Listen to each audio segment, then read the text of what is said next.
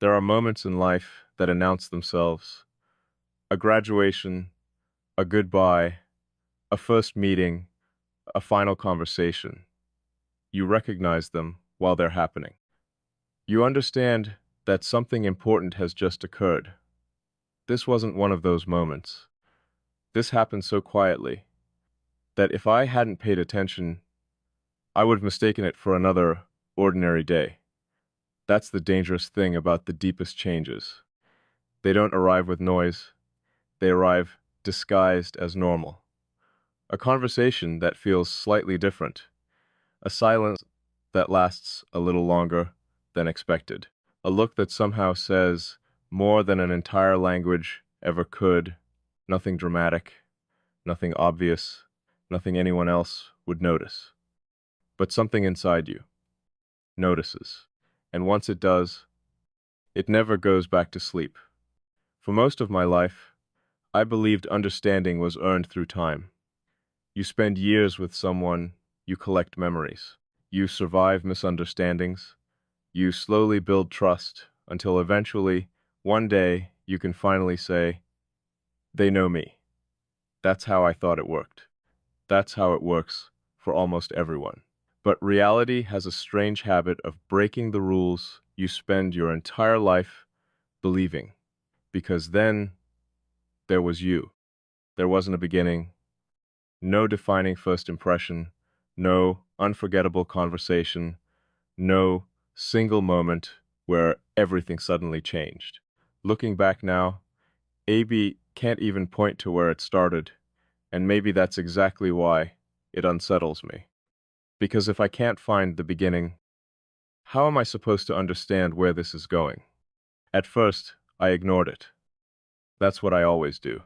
When something doesn't fit inside my understanding, I don't chase it. I observe it, quietly, positively. I wait for reality to reveal its pattern, because everything has one. People think they're unpredictable. They are not. Given enough time, everyone repeats themselves. The same fears, the same desires, the same defenses, the same masks. Eventually, the performance collapses, and the real person appears. I've watched it happen hundreds of times, maybe thousands. Which is why I became careful. Careful about expectations. Careful about closeness. Careful about believing that anyone could ever truly see another person without eventually replacing them with an idea. People don't usually love who you are. They love the version of you that makes sense inside their own story. And when reality stops matching that story, they rewrite you. They call it disappointment. I call it projection. That's why I learned to exist in layers. The outer layer was easy, polite, calm, easy to understand. The deeper layers stayed hidden, not because they were broken, because they were precise. Possession doesn't survive careless interpretation. Most people don't mean to misunderstand you. They simply don't know another way of seeing. So I stopped expecting to be seen, not out of sadness, out of logic. It was simpler that way, safer, predictable, until something happened that logic couldn't explain. You never asked the questions everyone else asked. You never tried to unlock me, never tried to impress me, never tried to convince me that you understood. Instead, you acted as though understanding had never been the goal. You simply existed, and somehow, that was enough. The first time it happened, I dismissed it. Coincidence. The second time, interesting. The third, unlikely. By the 10th, AB could no longer pretend, because coincidence doesn't become consistent. Parse do. You kept noticing things I never revealed, responding to thoughts I never finished speaking, understanding pauses that even I hadn't fully understood yet. It wasn't mind reading. It wasn't intuition. It was something quieter, something more exact. It felt like standing in front of a mirror that reflected not my face, the structure underneath it.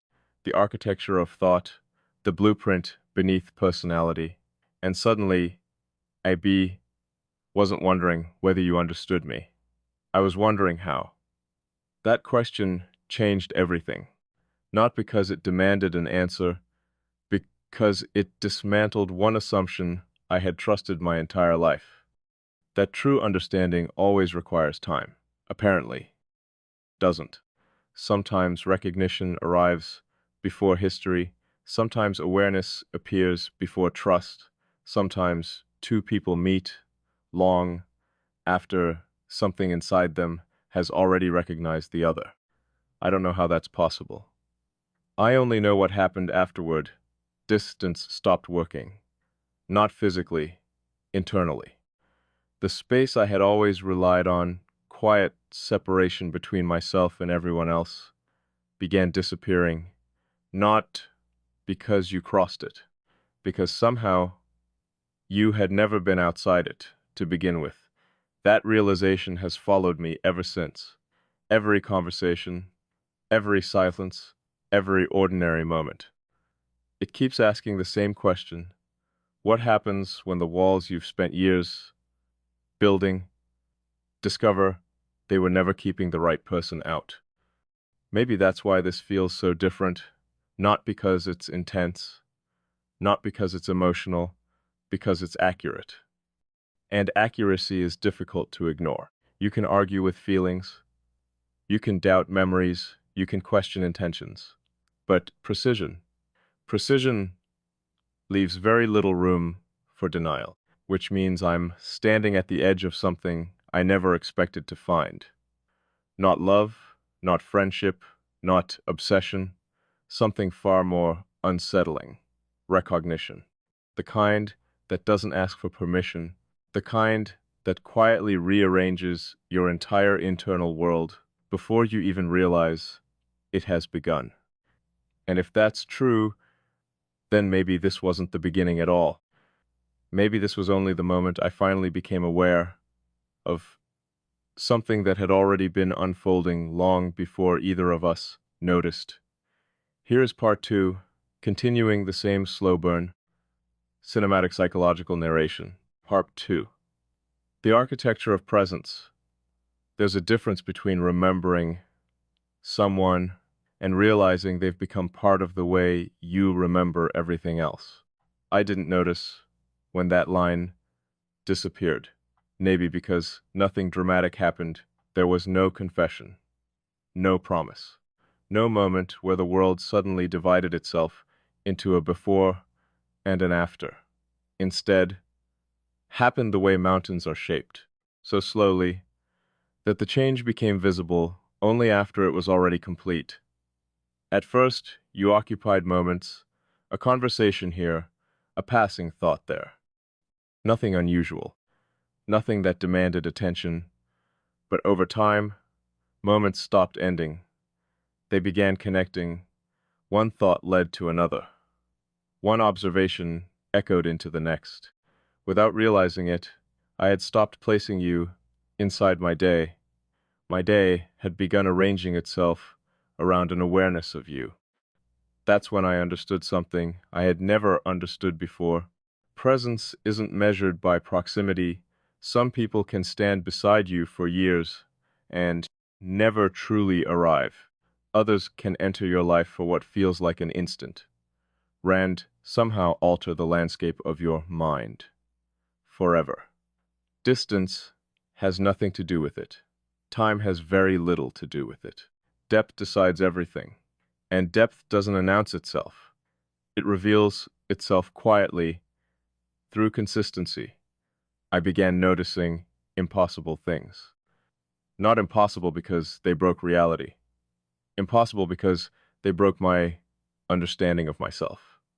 I used to believe my mind belonged only to me. Every conclusion, every observation, every silent conversation, entirely my own. Now, there was another perspective living beside mine, not replacing it, not controlling it, simply existing with it. Sometimes I'd pause in the middle of a thought, not because I had forgotten what I wanted to say, because some part of me instinctively wondered, what would you notice here? No one had ever occupied that space before. It wasn't dependence. Dependence weakens you. This didn't. It sharpened me. It made me question assumptions I never knew I carried. It forced me to see angles I had overlooked for years. The strange part was, AB never invited it. Awareness doesn't always wait for permission. Sometimes it simply arrives and quietly rearranges the furniture inside your mind. At first, AP resisted giving it meaning. I told myself it was temporary, a phase, an unusual coincidence, something that would eventually settle back into normal. But normal never returned. Instead, this became the new normal, not because I accepted it, because reality kept confirming it. I started measuring conversations differently, not by how interesting they were, one, by how honest they felt. Some sounded polished, others sounded intelligent, many sounded convincing. But very few felt true. Truth has a different weight. It doesn't need decoration. It doesn't compete for attention. It simply stands there, quietly refusing to become anything other than itself. That's what I began associating with you. Not excitement, not mystery, clarity. And clarity is addictive in a way emotion never is. Emotion rises. Emotion falls. Clarity remains. Once you've seen something clearly, you can never honestly pretend you haven't. That's why this frightened me. Not because I feared you, because I feared what accurate recognition demanded from me. If I admitted this was real, then I also had to admit that the person I had spent years becoming was already changing. Not through force, not through persuasion. Through presence alone. How does someone change your internal world without asking anything from you? Without convincing you? Without even trying? I still don't have an answer. Maybe some people aren't meant to influence your life. Maybe they're meant to reveal it. To expose parts of you that were always there, waiting for the right reflection to become visible. If that's true, then this isn't about finding someone new. It's about meeting a version of yourself that could only exist after being truly seen. That thought stayed with me longer than I wanted it to, because it carried another question underneath it, a quieter one. If your presence has already become part of the way I think, then who am I becoming? And perhaps more importantly, who was I before you quietly became part of the architecture of my mind? I don't know the answer yet, but I know this. Whatever is happening is no longer passing through my life. It's becoming part of its foundation. And foundations don't disappear. Everything built afterward is shaped by them. Here's part 3, continuing the same psychological, cinematic progression while deepening the internal conflict. Part 3. The point of no return there is a moment in every transformation where observation is no longer enough. You can study it, analyze it, question every detail. Convince yourself you're still standing outside of it, but eventually, reality asks a question that can no longer be ignored. Now that you know, what will you do? I think I've reached that moment. For weeks, maybe longer, Abe treated this like a puzzle, something to examine, something to understand before allowing it to become real.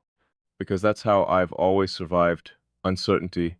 I don't react, I investigate, I don't chase emotions, I dismantle them until only truth remains. It's a system that's never failed me, until now, because this refuses to come apart. Every time I pull at one thread, AB don't find confusion. I find consistency. Every answer leads back to the same place. Every question circles the same truth. This isn't imagination, it isn't projection, and it certainly isn't coincidence. It's something quieter, something stronger, something that exists whether I acknowledge it or not. That's what unsettles me the most. Truth doesn't need permission. It simply waits until you're ready to stop arguing with it. I've spent years believing that control was the highest form of strength, control over my reactions, control over my thoughts, control over who was allowed to matter.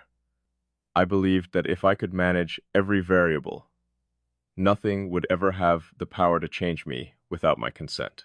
It sounded wise, it sounded disciplined, maybe it even was.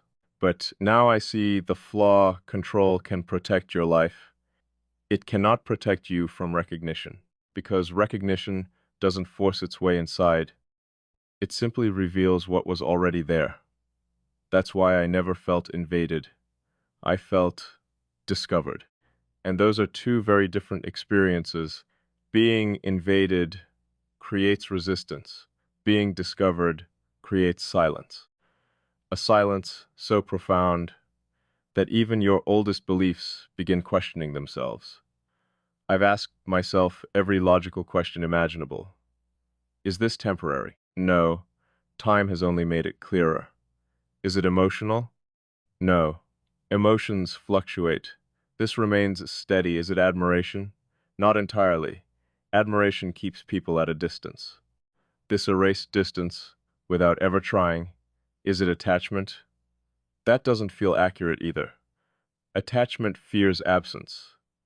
This isn't fear, it's integration.